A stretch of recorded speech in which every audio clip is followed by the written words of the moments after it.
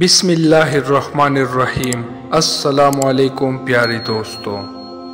ایک 40 سال نوجوان کا تعلق ایک ہندو گھرانے سے تھا۔ اس کو کینسر کی بیماری ہو گئی۔ ڈاکٹروں نے لا علاج کہہ کر اسے زندگی کی خوشی سے گزارنے کا مشورہ دیا اور کہا کہ آپ زیادہ سے زیادہ 1 مہینے کا مہمان ہے۔ وہ ہارے ہوئے جواری کی طرح اور اپنے کمرے میں داخل ہوا اور بیڈ پر لیٹ گیا۔ اسے یقین آ گیا تھا کہ وہ کچھ ہی لمحوں کا مہمان ہے۔ بی بی اس کے ساتھ پیار اور محبت کی باتیں کرنے لگی، لیکن اسے کوئی دلچسپی نہیں تھی، اور اس کی بی بی نے ضد کیا کہ مجھے بتائے کہ آخر ہوا کیا۔ شوہر نے بتایا کہ اسے بلڈ کینسر ہے، جو کہ آخری سٹیج پر ہے۔ بی بی نے یہ سنا تو مسکرا کر بولی، آپ تو ایسے پریشان ہو رہے ہیں کہ پتہ نہیں کہ کیا ہوا۔ بلڈ کینسر بھی کوئی بیماری ہوتی ہے بلا؟ میں آپ کو ایک ایسی چیز پلا سکتی ہوں جس کے پینے سے آپ مکمل طور پر صحت یاب ہو جاؤ گے، لیکن میرے ساتھ آپ کو ایک وعدہ کرنا ہوگا۔ آپ جب بھی صحت یاب ہو جائیں گے، جو میں کہوں گی تو وہ آپ کو کرنا پڑے گا، چاہے آپ کی مرضی ہو یا نہ ہو۔ شوہر حیران ہوا کہ جس بیماری کا علاج دنیا کی کسی بھی ڈاکٹر کے پاس نہیں، اس کا علاج میری بیوی کے پاس کہاں سے آ گیا؟ اس کے ہاتھ کون سے الادین کا چراغ لگ گیا؟ شوہر نے بھی نہ چاہتے ہوئے بھی وعدہ کر لیا۔ بیوی نے کہا، ٹھیک ہے، آپ یہی ٹھہرے، میں ابھی آتی ہوں۔ کچھ ہی دیر کے بعد اس کی بیوی آئی تو اس کے پاس ایک جگ تھا۔ وہ کرسی پر بیٹھ کر شوہر کو کہا کہ آپ کو جب بھی پیاس لگے تو آپ کو یہی پانی پینا ہے، دوسرا کوئی بھی پانی نہیں پینا ہے۔ نوجوان جب بھی پیاس محسوس کرتا تو اسی جگ سے پانی پیتا، اور بی بی روز اس جگ میں پانی ڈال کر بھرا رکھتی تھی۔ بی بی کو نہ جانے کیا اعتماد تھا۔ اس کا شوہر کینسر کی آخری سٹیج پر تھا، لیکن اسے ذرا برابر بھی فکر نہیں تھی۔ لیکن وہ تو کینسر کو بھی کوئی بیماری نہیں سمجھتی۔ اس کی شوہر کو رہ کر خیال آ رہا تھا کہ 1 مہینے بعد کی اس کی موت ہو جانی ہے، اور اب زندہ رہنے کا بھی کوئی چانس نہیں۔ کچھ دن گزرنے کے بعد اس نوجوان نے خود میں تبدیلی محسوس کی۔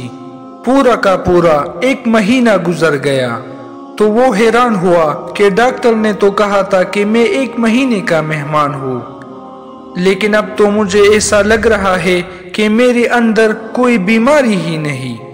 وہ خود کو کافی صحت مند محسوس کرنے لگا۔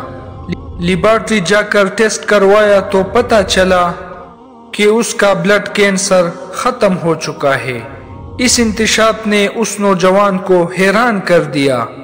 وہ جلدی سے رپورٹ لے کر دوسری لیب گیا، لیکن وہاں بھی یہی جواب ملا کہ آپ کا تو کینسر ختم ہو چکا ہے۔ اس نے 4 الگ الگ لیب سے ٹیسٹ کروایا۔ بالآخر ہر جگہ یہی نتیجہ آیا کہ آپ کا بلڈ کینسر ختم ہو چکا ہے۔ وہ دوڑتا ہوا گھر آیا اور بی بی کو جھوم کر کہا کہ اس کی پانی نے تو کمال کر دیا۔ پانی پینے کے بعد وہ خود کو مکمل طور پر صحت یاب محسوس کر رہا تھا، لیکن اب جب لیب سے ٹیسٹ کروایا ہے تو لیب کی رپورٹ بھی یہی کہہ رہی ہے کہ اس کا کینسر ختم ہو چکا ہے۔ اگلے روز بی بی نے شوہر کو وعدہ یاد دلایا۔ شوہر نے کہا کہ بالکل میری جان، میں ہر وعدہ پورا کروں گا، آپ بتائیے تو صحیح۔ لیکن اس کی بیوی نے جو شرط اس کو بتائی، اس کے سننے کے بعد وہ شخص سر سے لے کر پاؤں تک آگ بگولا ہو گیا۔ عورت نے کہا کہ آپ مسلمان ہو جائے۔ شوہر کو یہ سنتے ہوئے ایک زوردار بجلی کا جھٹکا لگا۔ مسلمان، تمہارا دماغ تو ٹھیک ہے، تم نے یہ لفظ بولا بھی کیسے؟ تمہاری ہمت کیسی ہوئی مجھے مسلمان بنانے کی؟ تم مسلمان ہو؟ بی بی نے کہا ہاں میں مسلمان ہوں، لیکن مجھے تو بتایا گیا تھا کہ تم ہندو ہو اور تمہارا پورا خاندان ہندو ہے، جو تم مسلمان کیسی بن گئی؟ بی بی نے کہا کہ پہلے آپ اپنا وعدہ پورا کیجئے، اگر وعدہ پورا کریں گے تو سب بتا دوں گی، ورنہ آپ کو نہیں بتا سکتی۔ شوہر نے کچھ دیر سوچا اور کہا کہ ٹھیک ہے کہ میں مسلمان ہونے کو تیار ہوں۔ اس کے شوہر نے غسل کیا، بی بی نے پاس بٹھایا اور کہا کہی کہ اشہد ان لا الہ الا اللہ و اشہد ان محمد رسول اللہ۔ اس نوجوان نے اس کلمے کو پڑھا، اس نے اسلام قبول کیا اور مسلمان ہو گیا۔ بی بی نے کہا کہ جب میں چھوٹی تھی تو اسکول جایا کرتی تھی، اس وقت میری ایک کلاس فیلو تھی، وہ مسلمان تھی، ہم دونوں میں کافی گہری دوستی تھی۔ اسکول کی بعد اس کی گھر جاتی تھی تو دونوں مل کر اسکول کا کام کرتی۔ وہ روزانہ قرآن پاک کی تلاوت کرتی تھی تو میں بھی اس کے ساتھ بیٹھ جاتی۔ قرآن پاک آہستہ آہستہ میرے دل میں اترنے لگا۔ یوں ہی ایک دن قرآن دل میں اترا اور یوں قرآن پاک کی محبت میں 15 سال کی عمر میں چوری چھپی میں مسلمان ہو گئی۔ میں مسلمان ہو کر خود کے اندر سکون محسوس کرنے لگی۔ قرآن پڑھے بنا مجھے چین ہی نہیں آتا تھا۔ آپ کے ساتھ شادی ہو گئی تو یہاں بھی چوری چوری سے قرآن پاک پڑھتی رہی۔ زندگی کے اتنے سال آپ سے اپنا ایمان اور قرآن چھپائے رکھا، بالآخر آپ بیمار ہو گئے اور دوائیوں نے کام نہ کیا۔ مجھے اس بات کا مکمل یقین ہے کہ جہاں دوائیاں کام نہیں آتی وہاں اللہ پاک کا کلام کام آتا ہے، اور یہ قرآن شفا ہے، بیماریوں کے لیے دوا ہے۔